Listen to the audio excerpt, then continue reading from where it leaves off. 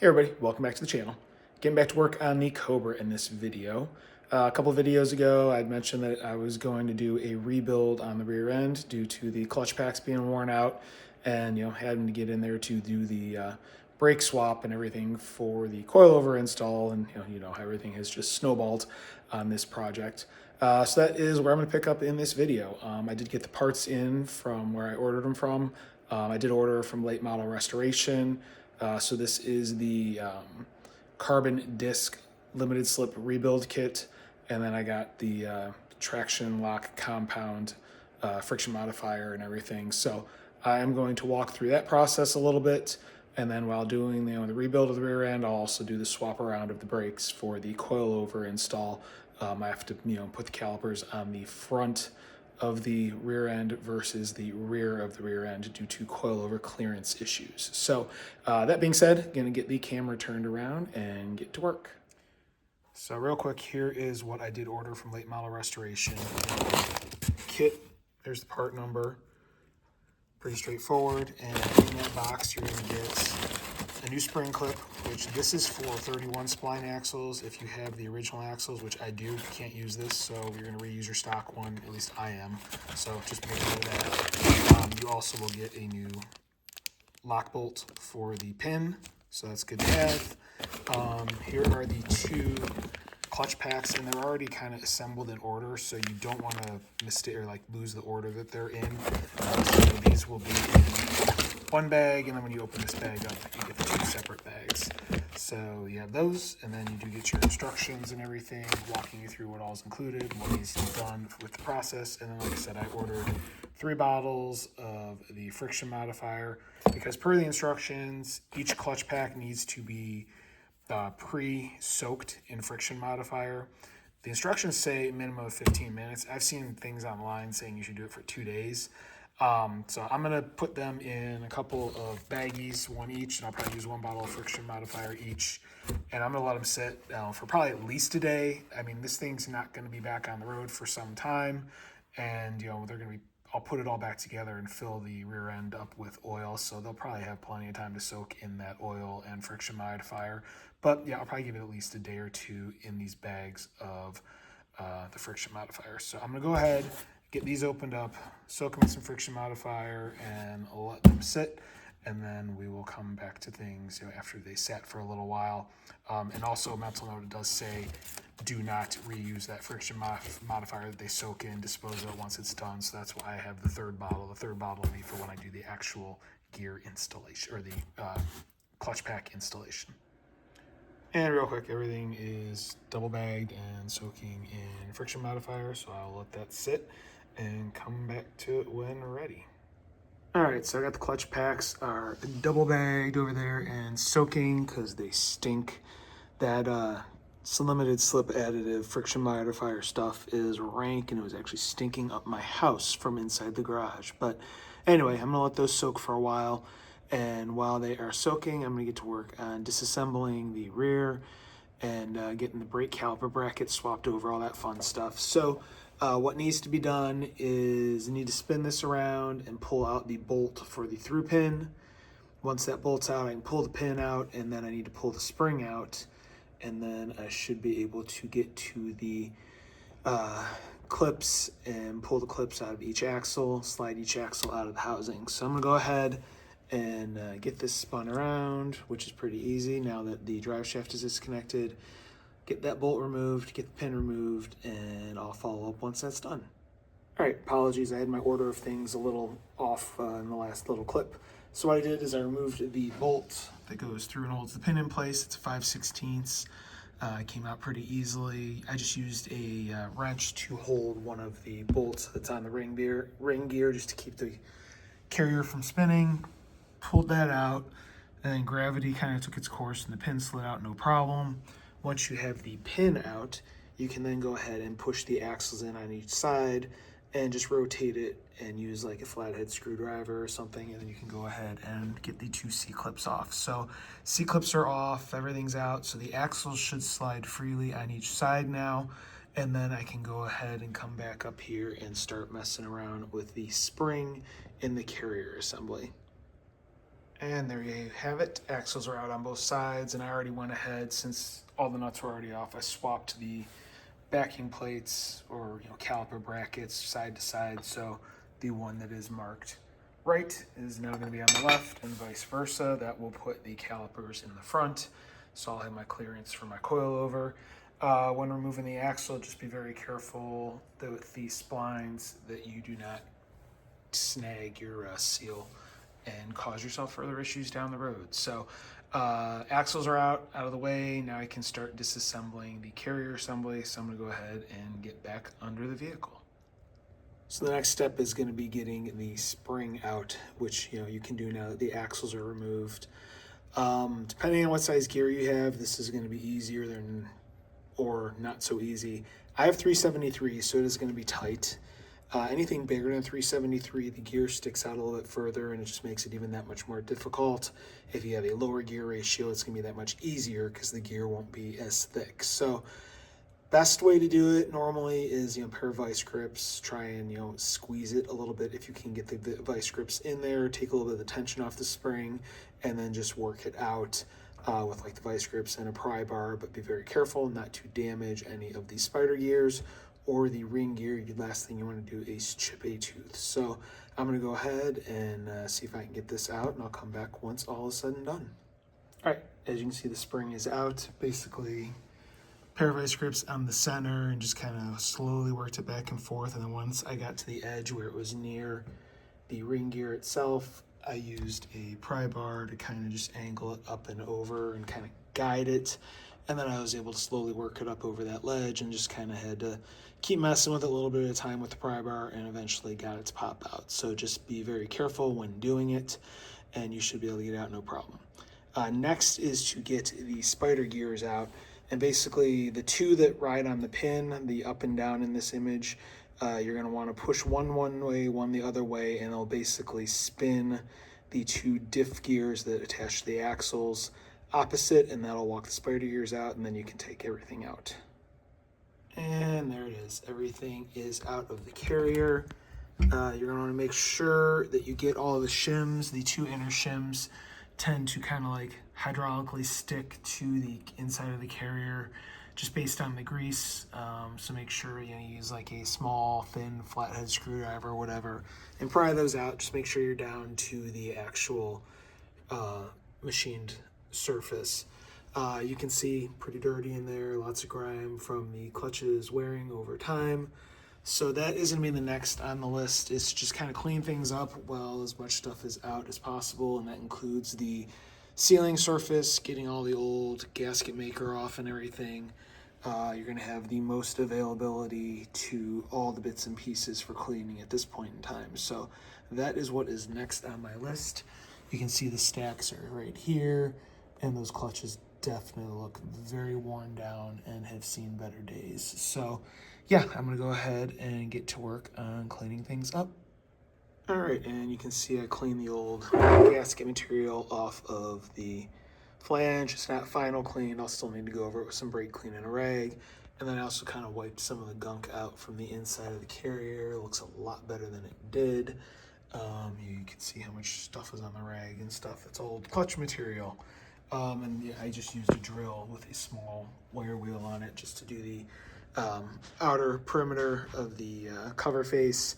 I did put a couple paper towels over the actual differential housing and everything, so I wasn't getting all kinds of debris inside of there, but I did that before wiping it all out. So now everything is clean in there. So next is going to be addressing the actual clutch packs and axle gears and getting those installed in the housing. So I'm going to grab those and walk through the assembly. All right, so real quick, here is the old driver's side stack, and it's just got some grit on it from me grinding and whatnot, or this was underneath when I was cleaning the old material off of the housing. But you can see, kind of how it's laid out. The actual clutch stacks themselves, which are the ones with the tabs, they don't have anything on them as far as keyways, whereas the irons that go between them, or the steels that go between them, those lock into the gear, which then the axle shaft splines lock into. So that's basically how this works. So friction and pressure clamps down, and that's how it, holds everything together, if that makes sense. But as you can see, these are pretty worn out. I'll show you like the underside. This clutch disc right here, pretty much worn smooth. There's a little bit of a lip there, but it's pretty worn out. You can see like burning, heating signs, and just material on it and whatnot. So yeah, these have definitely been pretty used up. So these are going to come out and new ones are going to go in. In looking at the instructions for the new setup with the carbon discs, they come with all the shims and everything you need. So you're basically going to remove all of this and dispose of it, and all you're going to reuse is the gear. The gear will go through. So what you'll have to do is put the stack on here. You'll have to guide the steels onto the actual teeth of the gear housing, or the gear that you can see there, and just slowly put it in bit by bit. Don't lose order of how things are stacked. Make sure everything stays in proper order, and then just get it assembled on this gear, and then you can go ahead and put that side in the car. Real quick, I went ahead and wiped off a lot of the debris. This is what your gear will look like. Those are the teeth that the steels will need to engage, and here you can see the old clutch pack and steels that were removed. I mean, you can just see how much grime and grit was stuck in here from stuff wearing away over time. Pretty disgusting. This is not a fun job. It definitely smells and it is messy, so just warning you ahead of time. I'm going to go ahead and grab the first of the new clutch packs. Like I said, they come pre-stacked. I believe they actually come with, there's a shim on each end, and everything is in order. You don't want to mess with the order of how they are stacked, but you should have a new shim that goes on both this side and the inside of the housing, whereas previously this inner edge ran up against this clutch disc here. This was the one that was up against the inner of the gear. So I'm gonna go grab the first stack and get it installed on this gear. All right, and here is the new stack installed. I did have to install these piece by piece because the new steels took a little bit of pressure to get them to go over the actual teeth. They just, it's a tight fit, and especially being covered in the lube / friction modifier, just needed to be kind of walked on one by one. With this stack, the first thing you'll put on will be a keyed steel. So that's the side that goes on first up against the gear, and then the last thing should be the shim. And you can kind of see the order. This is the order they came in. Again, you don't want to mess that up. So here you go. This is the new stack installed on. This is the driver's side gear. I'm going to go ahead and get this into the housing, and then I will grab the passenger side gear set and do the same thing I just completed on this one. All right, and there it is. Both stacks and gears are reinstalled. It's not the easiest thing to do because you kind of have to walk it in and work around, angles and whatnot, and it's a tight space. But it is totally doable, as you can see. Just take your time and everything will eventually set into place where it's supposed to be.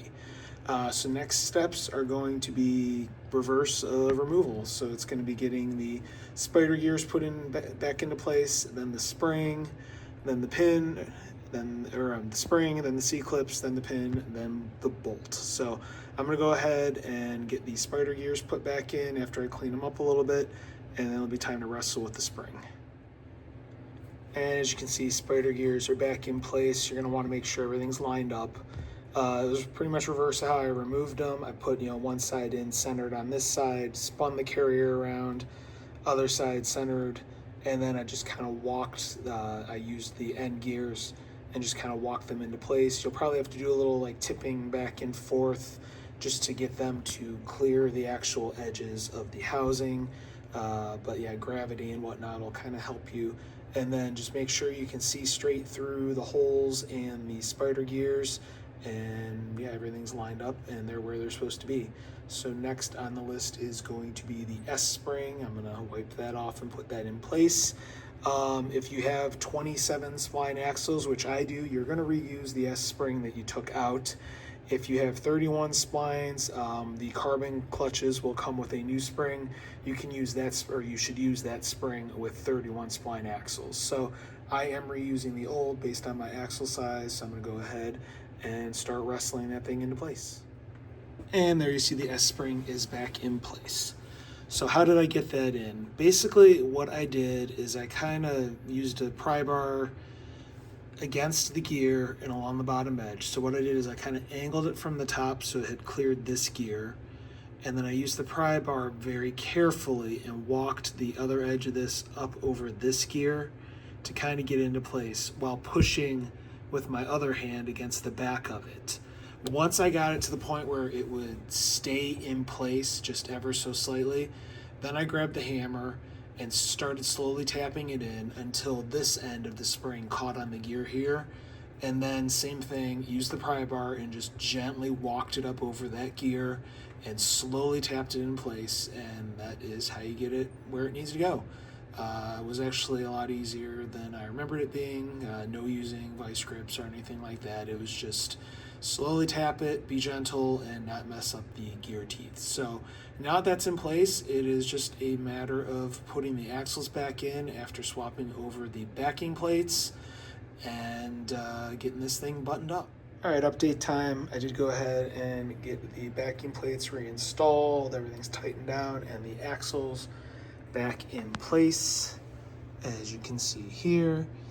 And when I did put the axles back in, I pushed them in far enough where I could get seat clips seated, which is pretty straightforward. Just kind of push them through the S-spring using like a small flathead.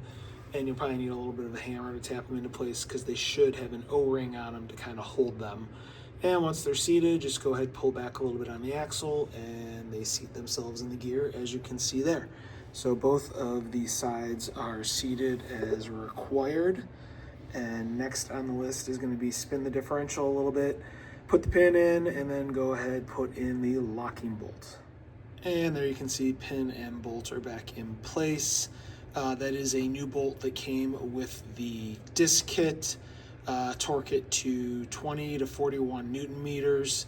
I used an inch/pound/Newton meter quarter-inch drive torque wrench, and it only went up to like 23 Newton meters, so I just went to that.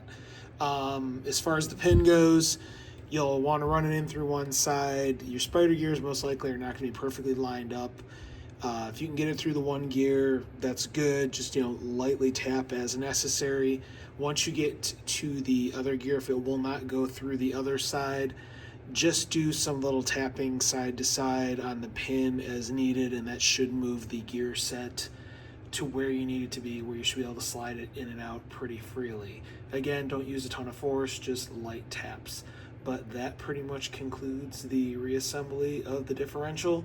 I'm glad I could do it while it was in the vehicle. All right, I think that's where I'm going to end this one. There will be a follow-up video covering the remainder of the rear suspension, and that's going to be getting this thing buttoned up, getting it filled with fluids, getting the calipers swapped over, and getting the brakes refilled, bled, all that fun stuff. If you want to follow along, see how things turn out, please hit like, please hit subscribe, please hit the notification bell. If you have any questions or comments, please leave them in the comment section below. I do review them and I will reply. I also have a firearms channel. If you're interested in those, there is a link in the description below. And I also have some merch available now. You should see some items below the video. If not, there is a link in the description as well if you want to check that out. That being said, thank you very much for watching and have a great day.